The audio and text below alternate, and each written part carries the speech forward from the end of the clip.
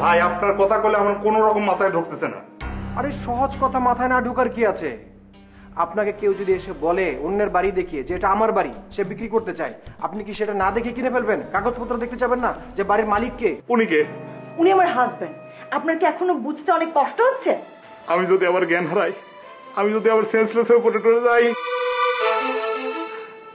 তাহলে আপনারা আমার হাসপাতালে ভর্তি করেন। Full HD, full HD.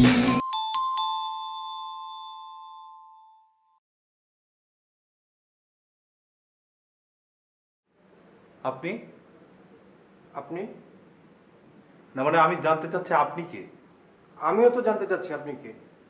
আমি লোকমান হায়দার, ও নরওয়ে প্রবাসী একজন বাংলাদেশি। এই বাড়িটা আমি কিনতেছি মানে বায়নানামা করেছি।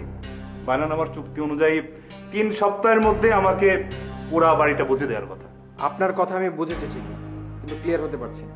আর কিভাবে ক্লিয়ার করব সেটাই তো আমি বুঝলাম না ভাই। আপনি কার কাছ থেকে বাড়ি কিনেছেন বা বায়না করেছেন? বাড়িটা তো আমার। আপনার বাড়ি? বাড়িটা মূলত আমার স্ত্রীর,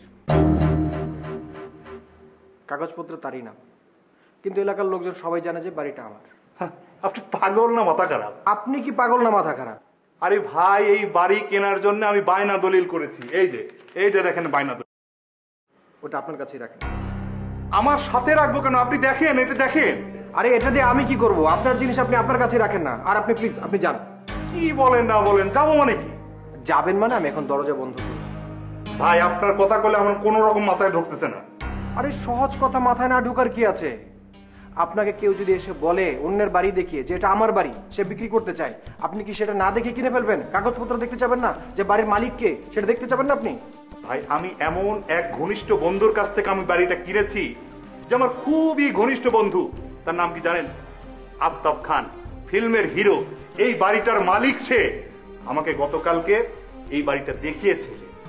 আচ্ছা, আমি তো আপনাকে কালকে দেখলাম না, শুধু তার স্ত্রী আর ওই যে গ্রাম থেকে আসা কি যেন একটা মেয়েকে দেখলাম। আচ্ছা, তারা কই? আপনি কি মানে কি বলতে চাচ্ছেন? এই যে ভাবি, দেখেন তো ইনি কে?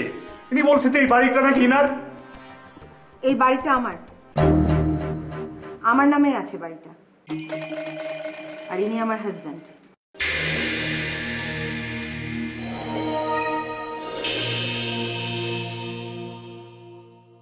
উনি আপনার হাজবেন্ড? এই লোক? জি। তাহলে আফতাব খান, হিরো আফতাব খান? ওই আফতাব খান তো একটা চিটার, একটা বাটপার, একটা ফাউল, একটা ফাত্রা, একটা কুত্রা, একটা মুত্রা, একটা সূত্রা, একটা নুত্রা, একটা ধূত্রা। ভাই, আরে কি ভাই, আরে ভাই আমি যদি পরে টরে যাই ভাই, আমাকে একটু ধরেন ভাই। আরে কি আরে কি ভাই আমাকে ধরেন ভাই। আর যদি না হয় আমাকে হাসপাতালে ভর্তি করেন ভাই। আর যদি তাও না হয় ভাই, ওই আমার মোবাইলের মধ্যে আমার স্ত্রী, আমার কন্যা সন্তানের নাম্বার আছে ভাই, তারা নরওয়েতে থাকে, তাদেরকে খবরটা দিয়ে। আমি বলেছিলাম না, আমার কথা তো আপনারা বিশ্বাস করলেন না। এই লোকই তো কাল রাখাল রাজের হিরো আফতাব ভাইয়ের কাছে এসেছিল, আমি তো তাকে চা দিয়েছি। কি করবো এখন? ওনাদেরকে হাসপাতালে নিতে হবে না?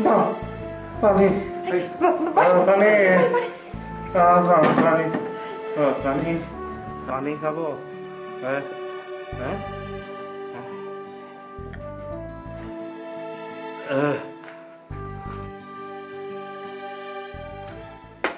ও ভাবি, ভাবি এইটা কি হলো ভাবি? এই লোক কি বলতেছে ভাবি? এই লোক কে ভাবি? আপনি আমার কন্ত ভাবি? আচ্ছা, আমি বুঝতে পারছি না আপনি আমাকে ভাবি বলে কেন ডাকছেন। দেখুন, আপনি আফতাব খানের সাথে এই বাসায় এসেছিলেন, আবার তার সাথে বেরিয়ে গেছেন। কেন এসেছিলেন, কি বিষয় আসলে তার কিচ্ছুই আমি জানি না। কিচ্ছু জানেন না আপনি? বললাম তো কিছু জানি না। তাহলে এই বাড়ি কার? আরে তখন বললাম না, আমি আপনাকে বললাম না যেটা আমার বাড়ি। উনি কে? উনি আমার হাজবেন্ড। আপনার কি এখনো বুঝতে অনেক কষ্ট হচ্ছে? আমি যদি আবার জ্ঞান হারাই, আমি যদি আবার সেন্সলেস হয়ে পড়ে টরে যাই,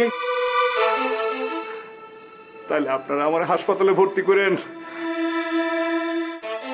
এই যে ফোনের মধ্যে আমার স্ত্রী সন্তানের সব ঠিকানা আছে, তারা নরওয়ে থাকে ভাই, ধরতে পারে না আমার সাথে ভাই।